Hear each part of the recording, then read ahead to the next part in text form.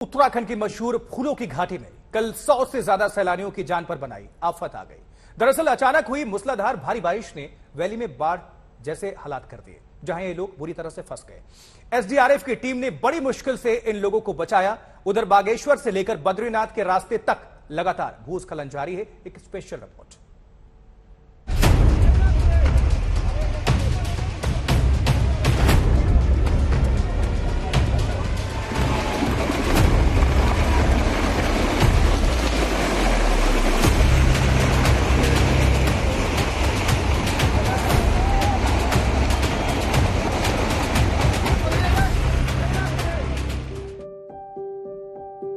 उत्तराखंड की मशहूर फूलों की घाटी।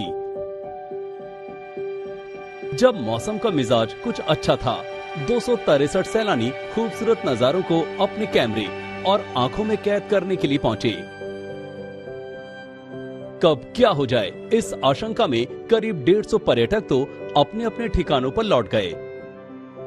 जो ठहर गए वो बुरी तरह घिर गए, क्योंकि अचानक मूसलाधार बारिश शुरू हुई।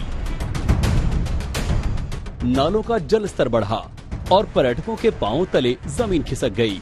ये सूचना जैसे ही राहत और बचाव दल तक पहुंची, एसडीआरएफ और पुलिस वन विभाग की टीम मौके पर पहुंची।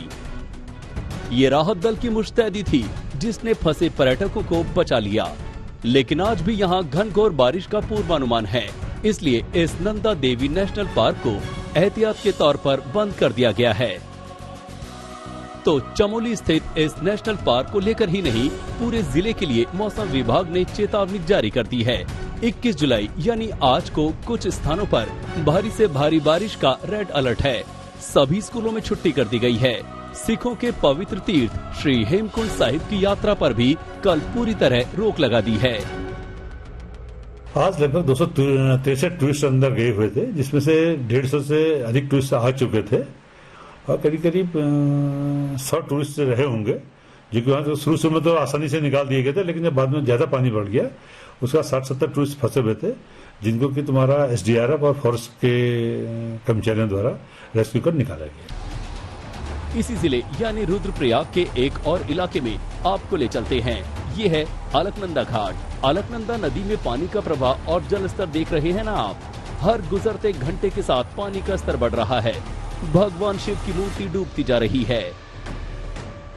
इस वक्त आप रुद्रप्रयाग में देखिए अलकनंदा नदी का प्रवाह, और इतनी तेज धारा और प्रवाह है कि भगवान शिव की जो मूर्ति है उसका चबूतरा डूबा हुआ है। जो सीढ़ियां हैं वो पूरी तरह से डूबी हुई हैं और अलकनंदा नदी इस वक्त खतरे के निशान के करीब पहुंच रही है। और उसका असर आप देख सकते हैं कि जो चबूतरे बने हुए हैं श्रद्धालुओं के बैठने के लिए, एक दरवाजा जो अलकनंदा नदी में बना हुआ है श्रद्धालुओं के रुकने के लिए रुद्रप्रयाग में, वो सब कुछ डूब गया है। अगला पूरा हफ्ता देवभूमि पर भारी है।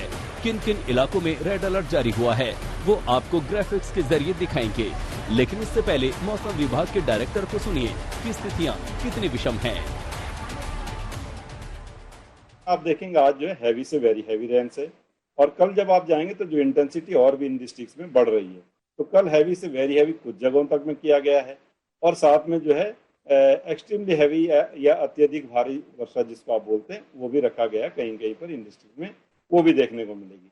तो 2 दिन इनमें बहुत अच्छी एक्टिविटी है। तो उसी को देखते हुए देखिए, जो अलर्ट की या कलर की जब हम बात करते हैं तो हमारा जो वार्निंग वाला जो क्राइटेरिया है वो येलो से शुरू हो जाता है कि अगर हमको 7 सेंटीमीटर राउंड ऑफ में अगर बात करें या से लेके 11 सेंटीमीटर तक की अगर रेन मिलती है तो हमें येलो कलर जनरली यूज कर लेते हैं।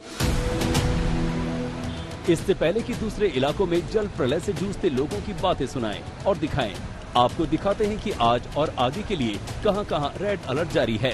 रेड अलर्ट यानी भारी बारिश का पूर्वानुमान। देहरादून, टिहरी, पौड़ी, नैनीताल, चंपावत, उधम सिंह नगर, पिथौरागढ़, हरिद्वार और बागेश्वर, इन सभी जगहों पर आज भारी बारिश चल रही है। भारी बारिश और भूस्खलन एक ही सिक्के के 2 पहलू हैं। इस सीजन भूस्खलन की सबसे ज्यादा मार बागेश्वर ने ही झेली है। कल केप कोट तहसील के 2 घर भूस्खलन में तबाह हो गए। ऊपर वाले का शुक्र है उन दोनों परिवारों को सुरक्षित स्थानों पर पहुंचा दिया गया। यहाँ 5 सड़कें भूस्खलन की वजह से अवरुद्ध हैं। पुलिस और प्रशासन के लोगों को भी अपने अपने स्थानों पर रहने को कहा गया है। इस वजह से राहत के काम में भी परेशानी आनी लाजमी है। हालांकि एनडीआरएफ और एसडीआरएफ की टीमें जान पर बाजी लगाकर रास्तों को साफ करने और जनजीवन को बहाल करने के लिए मुस्तैद हैं। लेकिन लगातार होती बारिश उनके काम में भी लगातार नए रोड़े डाले, तो हालात कैसे बदलें? मौसम के भयानक रौद्र रूप को देखते हुए बागेश्वर समेत कई जिलों के स्कूलों को बंद कर दिया गया है। लोग अपने घरों में कैद हैं।